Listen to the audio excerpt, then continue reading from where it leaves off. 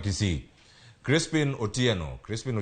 oyawre sama intiere sani ang'eni chiew weche no bedo mathoth ahinya odiochieng' manyoro kikelona report moyiedhi kod luwore kod nek ma bende osebedo katimore e kaunti ma Kisii. Mano achiel kuom twak bende ma wan go odiochieng' ma kawuono. Kata kamano inyalo miyo ane gima nyien matimore e kaunti ma Kisii odiochieng' ma kawuono. Chris. Awinji e yo makare e kaunti ma Kisii kama wantiere sani en wantiere court ma Kisii kama okinyi ma kawuono jaduong' ma nyocha onego nyathine ma jahiga 31 kotiyo kod jembe tok mano kendo nochako chwoye kod pala kaeto ogwe ng'wech modhi nyaka stesend obila mano ma Gesonso ma yudore Bonchari e kaunti ni ma Kisii. Jagono onego bedni chwalo e mbele do okinyi masani daka machuok kowuok sani ang' wane ka entiere e do mondo mi ochiwe kaluwore kod keth manyocha otimo, kendo wayudo kowuok kuom obila ma fuato wachno, jagono onego bedni gidwaro ni mondo gimed kete e sel kuom ndalo 7 mondo mi gidhi nyime kod nonro kaluwore kod gino ma nyocha timo.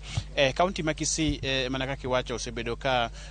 nitiere weche mag nek ma pile ka pile, emomiyo nyaka sani cases mantiere e mbele do ma Kisii nyaka sani gin cases maromo 92, mano ma rito judge achiel mantiere e Kisii law courts. Kata nyoro kani winjo jo riwruok mochung' ne okinde ma Southwest Kenya, mano LSK Southwest Kenya, nyoro kane giloso kod jofwambo e do ni ne giwacho ni gikwayo jatend do kata Chief Justice mathurka mano Martha Koome mondo tim kar ma ginyalo mondo mi kaunti ni ma Kisii oyud judge machielo ma nyalo konyo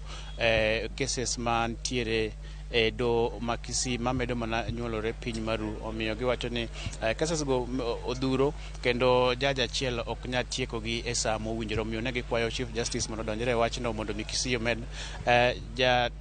judge mabiro konyo e tayo weche mag nek mamedo mana jiwore piny maru.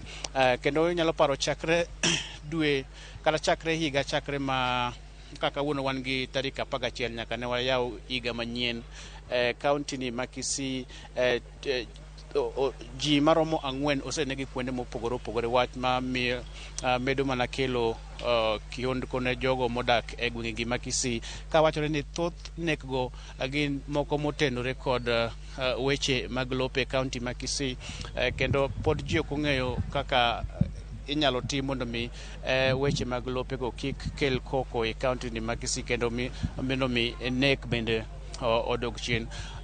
Inyalo paro bende osebed kiwacho ni weche maluwore kod kata mong'ere gi dho ngere kaka mental health onego bedni iketo ahinya kuonde ma familia, kuonde ma gwandruok timore, onego bedni familia imiyo hocho makende kaluwore kod wechego mondo mi nek ma imedne e gwenge ma Kisii othir e yo makare, kendo mi jopiny kaachiel kod sirikal konye e wachno, nimar